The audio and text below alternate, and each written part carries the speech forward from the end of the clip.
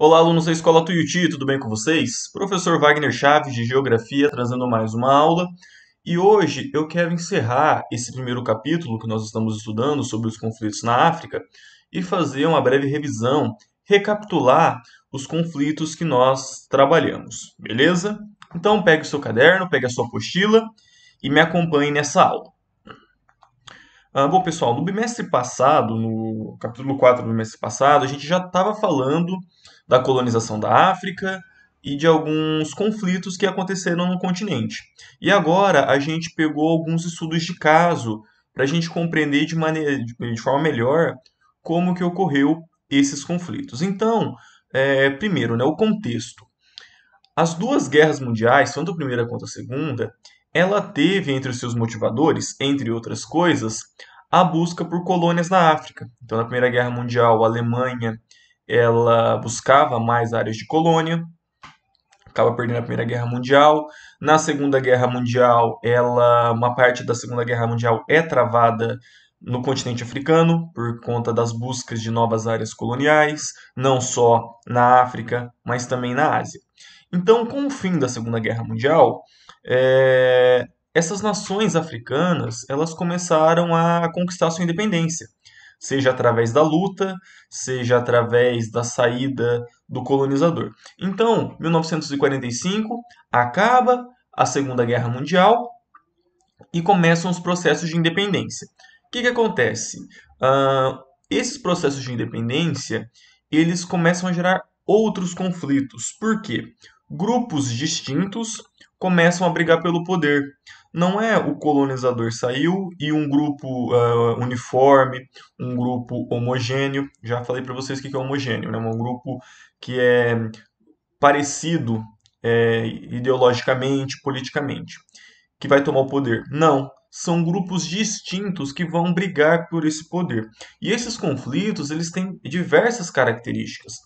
Pode ser um conflito político, porque são lados ideológicos politicamente diferentes, conflitos étnicos, conflitos econômicos, conflitos religiosos, conflitos geopolíticos, conflitos que envolvem uma ancestralidade no território, grupos que estavam naquele território antes da colonização e que lutam para reaver esse território. Os motivos são diversos, tá? E poucos países da África não tiveram conflitos pós Segunda Guerra Mundial.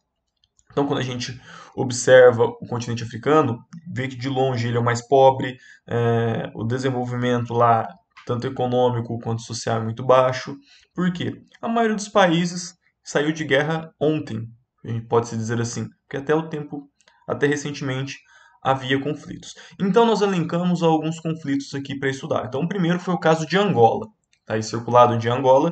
Angola, colônia portuguesa, assim como o Brasil, ela foi colônia até 1975. Então, gente, Angola tem 45 anos, tá? É a idade da avó de vocês.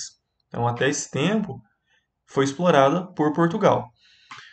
Dois grupos lutavam pela independência de Angola. Primeiro é o Movimento Popular para a Libertação de Angola, o MPLA. Esse grupo, pessoal, ele era um grupo de esquerda, um grupo socialista, e isso é muito importante nesse contexto, tá? Ele é apoiado pela antiga União Soviética, que é hoje o que seria hoje Rússia, Ucrânia e mais alguns países ali do leste asiático e da Ásia Central. A União Soviética era um país socialista, uma definição básica, né? Países socialistas é onde o Estado é mais forte, países capitalistas onde você privilegia a iniciativa privada. Então, nos países socialistas, o Estado era muito forte, as pessoas trabalhavam para o Estado, as empresas eram do Estado. No capitalismo, as pessoas trabalham para os seus chefes, para os seus patrões, iniciativa privada. Então, a ascensão econômica nos países capitalistas é maior. E do outro lado de Angola, você tinha a União Nacional para a Independência Total de Angola, a UNITA, essa de direita, capitalista, apoiado pelos Estados Unidos. Então, nesse contexto aqui, estava acontecendo a Guerra Fria, aquele conflito entre socialismo e capitalismo, União Soviética e Rússia, União Soviética e Estados Unidos, perdão. esse não foi o único conflito que aconteceu por divergências políticas, tá, gente? Teve guerra do Vietnã, teve guerra do Afeganistão, teve guerra da Coreia. Todos esses conflitos foi por conta do ponto de vista político, direita, esquerda, socialismo, capitalismo, União Soviética, Estados Unidos, tá? Angola é só mais um. Quando Angola se torna independente, quem assume o poder é o MPLA, de esquerda, se mantém no poder e durante muito tempo houve conflitos envolvendo a UNITA com a MPLA para tentar derrubar elas do poder. Quando a União Soviética acaba, todo aquele suporte que eles davam para os países socialistas acaba também. Houve novas eleições, o MPLA ganhou novamente e os conflitos voltaram. Então, desde 1975 até 2002, a Angola viveu um conflito, uma guerra civil, uma guerra entre seus nacionais, entre pessoas do mesmo país.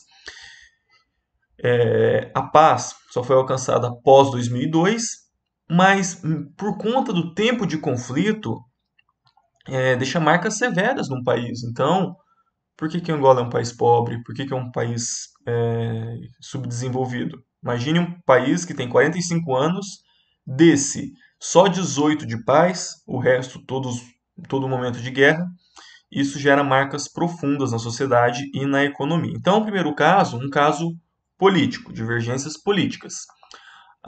Aqui na África do Sul, a gente tem um caso étnico-racial entre a população nativa e a população colonizadora. Tá? A África do Sul ela foi colonizada primeiro por holandeses, lá no século XVII, e no século XVIII e XIX começaram a chegar ingleses, porque encontraram ouro e diamantes. Tá? Então essa região ela foi disputada por esses dois povos.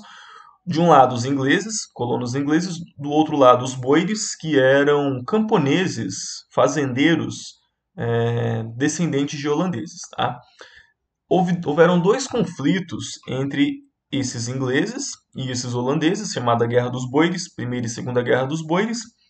Os ingleses ganharam, porém, qual que foi o resultado final? Ingleses e descendentes de holandeses, ingleses e boeres, se juntaram para dominar a população nativa, a população Zulu que vivia na África do Sul. Então, você tem dois colonizadores e um povo colonizado, um povo explorado. Quando a África do Sul ela consegue a sua independência, lá em 1948, os boeres, ou seja, esses descendentes de holandeses, eles assumem controle da política. E eles inauguram uma política que ficou conhecida como apartheid. Tá? Essa política do apartheid, ela é o quê? Ela é a separação entre brancos e negros, tá? Então, quem eram os brancos? Os boeres, esses descendentes de holandeses, e os colonizadores britânicos que permaneceram lá, tanto que as línguas oficiais da África do Sul é o afrikaner, que é uma mistura do holandês com línguas nativas, e o inglês. Então, essa população ela prevaleceu lá. Então, a segregação dos brancos com os negros, tá? Negros e brancos não poderiam utilizar os mesmos espaços. Um negro, uma pessoa negra, não fazia parte da política, não votava, não tinha direito ao voto, não tinha direito a cargo público, não podia circular no mesmo espaço que uma pessoa branca. Então existia banheiros públicos para os negros, banheiros públicos para os brancos. Tá? Imagens dessa segregação a gente pode encontrar nos Estados Unidos também. Tá? Até os anos 50, você encontrava em alguns lugares dos Estados Unidos espaços que só os brancos utilizavam. Se um branco, uma pessoa caucasiana, entrava no ônibus, o negro tinha que dar o seu assento, porque por conta dessa política de segregação. Então, isso minou a população negra, que era a sua maioria na África do Sul. Mesmo com os colonizadores holandeses e britânicos, a população negra ainda era maior. E essa população ela era não escravizada, mas ela era deixada à margem da sociedade, à margem do processo político. Eu mencionei também, quando eu dei aula sobre a África do Sul, dos Bantustões, que eram cidades no interior que eram enviadas essa população negra. Ou seja, a gente não quer você aqui. vai para lá. E, obviamente, nesses bantustões eram favelas enormes, sem infraestrutura nenhuma. Tá? Então, após anos de conflito, e aqui, pessoal, tem tanto conflito armado quanto conflito político, conflito do diálogo. Essa política do apartheid ela chegou ao fim em 94, quando o Nelson Mandela foi eleito o primeiro presidente negro da África do Sul. Tá? O Nelson Mandela, que tem uma história belíssima, ele era um ativista pelos direitos civis da população negra, foi o primeiro presidente negro da África do Sul. E isso não significa que o racismo na África do Sul acabou, tá, gente? Muito pelo contrário. O que acontece é que ela não é mais um aparato de Estado. Hoje, ninguém pode falar que você pode ou não frequentar um ambiente pela sua cor de pele na África do Sul. Então, uma população negra tem os mesmos direitos da população branca. Tá? Então, esse é o fim da política do apartheid. Tá bom? Agora, um outro conflito étnico-racial, mas agora envolvendo duas populações negras, que aconteceu lá em Ruanda. Tá? Então observem aí a área circulada. Lembrando, Ruanda é bem pequenininho, e essa área ali, na verdade, vocês estão vendo Ruanda e Burundi, que são bem próximos, dois países bem pequenos. Região que hoje é Ruanda, ela era ocupada por duas etnias, os Tutsi e os Hutu. Tá? Duas populações negras com diferenças no seu fenótipo, na sua fisionomia, na sua aparência, pequenas. Então, os Tutsi, eles eram maiores, tinha a pele um pouco mais clara, nariz mais fino, eram pastores. Os Hutu, eles eram menores, estatura mais baixa e eram agricultores. Tá? Até o século XVII, essas populações Tutsi e Hutus, elas viviam em certa harmonia. Eu digo harmonia, pessoal, mas harmonia também significa guerra, tá? Não é necessariamente que eles eram amigos um do outro.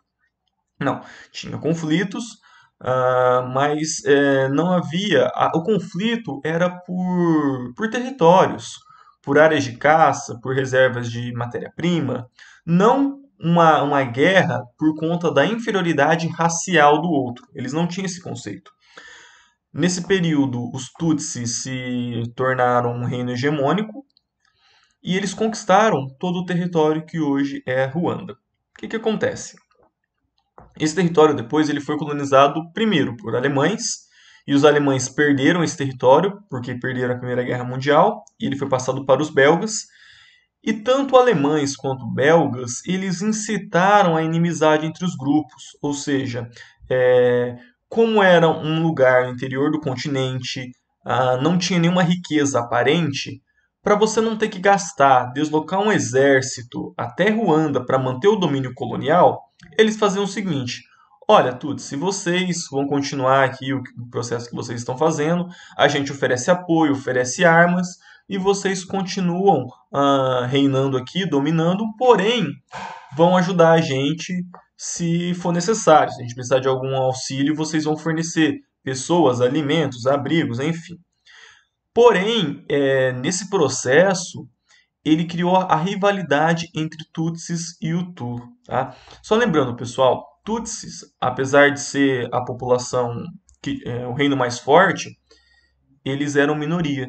Tá? Eles, na verdade, tinham mais poder econômico, por isso ele conseguia mais acesso a exércitos, a armamentos e tudo mais. Beleza? Mas a maioria era Hutu. Tá? O que acontece? Como essa inimizade começou a gerar a distinção. Eu sou Tutsi, você é Hutu. Nós somos raças diferentes. Isso aqui no século XIX era muito comum, de achar que existe uma raça superior. Os Tutsi se colocaram como raça superior. Tá? E essa minoria Tutsi, ela dominava essa minoria, essa maioria Hutu. Com a independência, os Tutsis, os Hutu, assumiram o poder. Lembra que eu mencionei, né? Havia dois poderes, dois grupos lutando pela independência. Um, Hutu, que queria um presidencialismo, exemplo do Brasil, todo ano vai ter eleição, vão votar, todo não, né? Cada determinado tempo vai ter uma eleição, vão votar e escolher um representante. E os Tutsis, que falavam, não, a gente tem que ser uma monarquia absoluta com os Tutsis no poder. Então eles tinham até um monarca lá que seria o rei e passaria para o filho dele, que passaria para o neto, enfim. Tá? Mas como houve um processo democrático de presidencialismo, os Hutus acabaram assumindo o poder. Tá? E aí aconteceu o contrário. Os Tutsis que dominavam os Hutu, agora os Hutus dominaram os Tutsis. E aí começa o conflito. Porque os Tutsis falavam, olha, os Hutus estão explorando a gente, eles não estão deixando a gente participar da política, mas fizeram a mesma coisa com eles há séculos passados. Né? Até que em 93, o avião que levava o presidente de Ruanda, que era um Hutu, foi abatido. Abatido, pessoal, tô falando que ele foi derrubado, tá? Não é que ele caiu sem querer, não. Ele foi abatido. E aí o conflito ele escala. Vai acontecer o famoso genocídio de Ruanda, o maior genocídio moderno que a gente conhece, tá? Os Hutus se revoltaram porque acharam que estava levando um golpe e começaram a se armar de faca, foice, facão. Não estou falando arma de fogo, ninguém tinha arma de fogo naquela época, ou eram poucas, né? A não ser a polícia e o exército. E começaram a matar os Tutsi e Hutus moderados. O que que é um Hutu moderado? Você é um Hutu, mas você não quer matar o seu vizinho, porque foi isso que aconteceu. Então, você é um Hutu moderado, você acabava sofrendo com essa violência, tá? O conflito durou pouco mais de 100 dias, ou pouco mais de 3 meses, quase 4, quase 1 milhão de mortos, tá? E milhões de refugiados, tanto que o conflito ele se estendeu para Burundi, que é ali próximo, para o Congo, que na época se chamava Zaire, para Uganda, mais ao norte. E esse conflito, pessoal, ele tem consequências até os dias atuais. Tem pessoas que estão sendo julgadas até hoje porque incitaram a violência entre Tutsis e Hutus. Porque imagina, você é um Hutu, você não quer matar o seu vizinho, mas chega um grupo e fala assim, olha, se é ele ou é você. O que, que você vai fazer? Você vai morrer ou vai pegar em arma e matar o seu companheiro? Então é uma coisa muito complicada, mas é um exemplo, um outro exemplo de conflito que temos na África envolvendo etnias, porém agora as duas negras. Tá? Bom, e por fim, vamos ver um conflito religioso que aconteceu lá no Sudão. Tá bom? O Sudão foi colônia britânica, ou seja, colônia da Inglaterra, até 1956. Tá? Aí com a independência começou também conflitos religiosos, porque a Inglaterra ela é anglicana, uma igreja, uma religião cristã reformada, uma protestante, uma religião protestante. Tá? No norte do Sudão, a maioria da população é islâmica sunita, enquanto ao sul a maioria era ou cristã, independente, ela pode ser católica, pode ser protestante, ela era de islâmicos muçulmanos xiitas e de outras religiões nativas, religiões menores. Tá?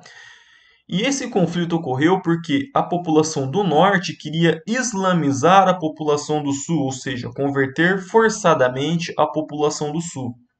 Lembrando que nessa divisão do Islã, xiita e sunita, um tenta converter o outro, porque é, existe a crença de que um é certo e o outro é errado. Então aquele que é errado deve ser convertido. Tá?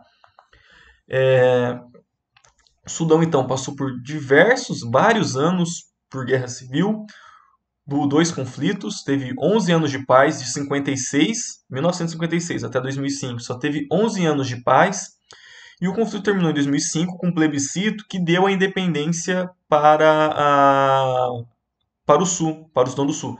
Detalhe, pessoal, não coloquei aqui no slide, mas eu vou falar agora. O conflito terminou em 2005, o plebiscito ocorreu em 2011, tá? O Sudão do Sul é independente desde 2011, tá? E por isso, por anos de guerra, o Sudão do Sul é um dos países mais pobres do mundo. A sua economia é totalmente dependente da região norte, porque eles produzem petróleo, eles extraem petróleo, mas não conseguem vender, não conseguem refinar. Esse petróleo tem que passar pelo Sudão do Norte, que pega parte do dinheiro e faz o resto do trâmite comercial.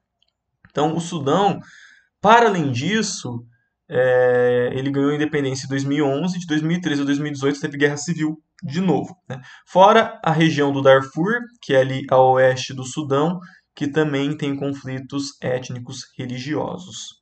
beleza? E por fim, agora vamos falar da Primavera Árabe. Primavera Árabe, gente, ocorreu ali na África, no norte da África, na região islâmica, que foi um conjunto de manifestações que ali que buscaram maior independência, independência nem tanto, né, mas maior autonomia e a abertura de um processo democrático. Então lembra que eu falei para vocês que os grupos que se instalavam na África, assim que começava a havia sua independência, esses grupos eles se mantinham no poder. Então era muito comum ver um presidente que ficou 30, 40 anos no poder. Ou seja, ele instaurava uma ditadura. Às vezes não era uma ditadura no papel, porque a cada 4 anos, 5 anos tinha eleição. Mas essas eleições eram fraudadas e o grupo sempre permanecia no poder. Tá?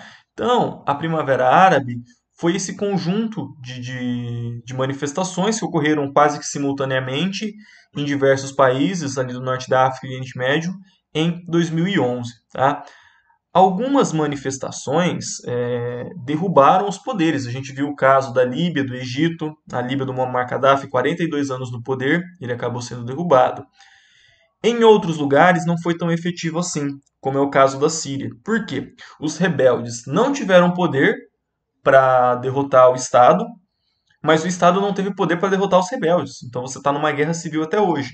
E lá nós temos ainda a população curda, que é uma minoria étnica que mora na Síria e que tenta sua independência e acaba apanhando dos dois lados, porque nenhum lado consegue vencer a guerra e quando ninguém consegue vencer, os dois perdem. Aliás, todas as guerras só têm perdedores. Mas quando você não consegue, o conflito está travado porque nenhum lado ganha, nenhum lado avança, quem mais sofre é a população que está no meio do fogo cruzado desses dois exércitos. Beleza, pessoal? Eu vou ficando por aqui. Peço que vocês fiquem em casa, que vocês lavem as mãos constantemente. Um abraço e até mais.